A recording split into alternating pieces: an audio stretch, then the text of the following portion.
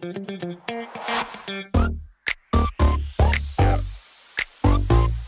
it.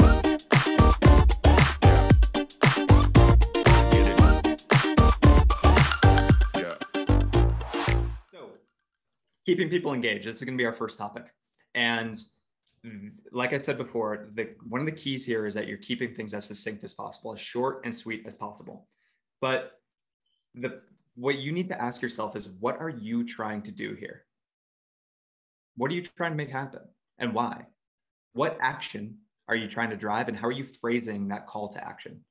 And the reason that this is so important, and as we think about how to keep things succinct, is that a lot of times, and you'll see it in some of the examples that we go through here, the emails, when you're trying to keep people engaged, they don't have a real purpose. And when you send it to somebody, they don't know what they're supposed to do with this email or what you're trying to make happen. And so if you're not really intentional about what you're trying to make happen, how is the person on the receiving end supposed to know what they're supposed to do? So really ask yourself these questions. What is the purpose of this email? What action am I driving, and how am I phrasing that call to action? Super important, okay? So again, this first section is all about how to keep people engaged. And so you all submitted some examples of emails that you send to keep people engaged. This is after some sort of conversation has been had. The next steps are kind of maybe a little bit unclear, and you're just trying to produce a touch point to keep the person engaged, keep the conversation alive, and earn a next meeting, perhaps, okay? So I'll give you all a second to read this email, and then we'll talk about what we like and what we don't like about it. Okay? I'll chime in. First point, trying to offer value. Yep. Is like the first great thing that we're trying to do with keeping someone engaged. My first instant reaction was, that's long. That's what I thought when my eyes hit the page and I started to read. Agreed, Jack. That's my first reaction as well. If I got this email, and again, we're in this scenario in all likelihood, maybe we don't have a next step on the calendar. So let's go back to these three questions. What's the purpose of the email? What are we trying to drive? What action are we trying to drive? And what's the call to action? Okay. Do you feel like you have a good sense as we look at this email of what the purpose of it is, of what action we're trying to drive, and what call to action we've issued? It's kind of all over the place. Hey, thanks for joining us last week. I hope we answered all your questions. I don't like that phrase at all. Something about the delivery of the data file. Like, there's just a lot going on here. And I think that first paragraph is meant to be a bit of a recap and what the next steps were that were agreed to. And so my recommendation for you, if I were to rewrite this note, is to start with the next steps we agreed to were you deliver something about the data file. So whatever needs to happen with the data file to keep this trial moving. And then what the next step date is, May 10th, we're trying to get next meeting on the calendar. And then myself and Jim are here if you have anything.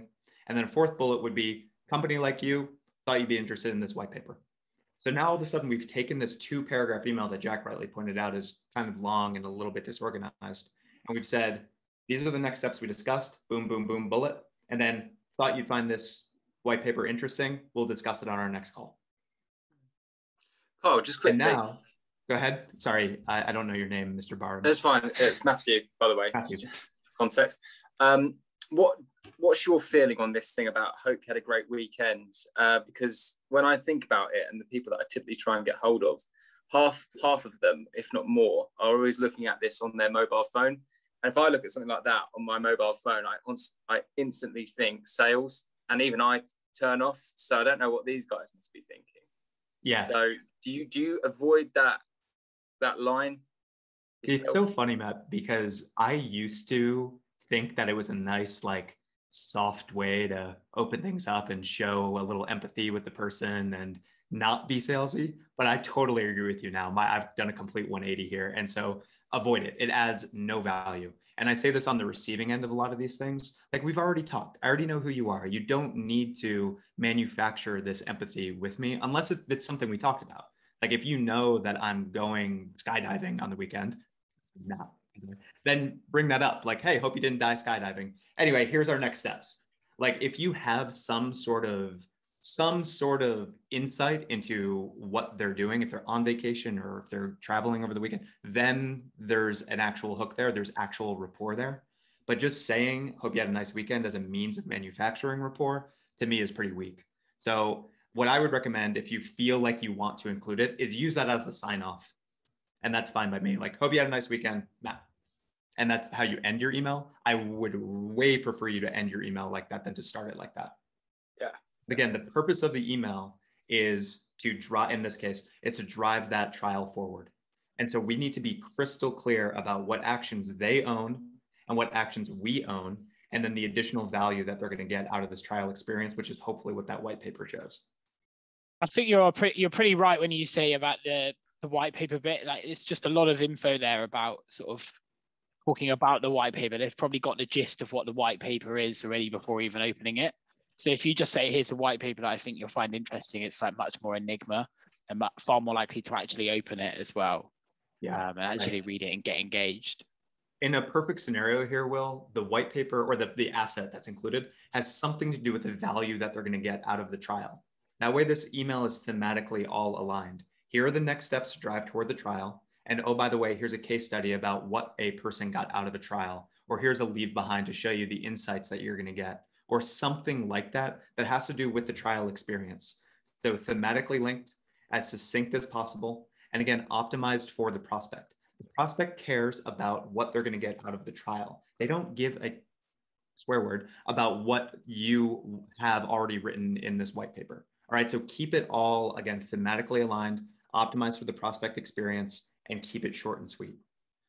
Some people think that it's lazy to not write incomplete sentences or to not write complete paragraphs. That's not the case. The fact of the matter is that it is more digestible for the receiver to actually read and understand the information.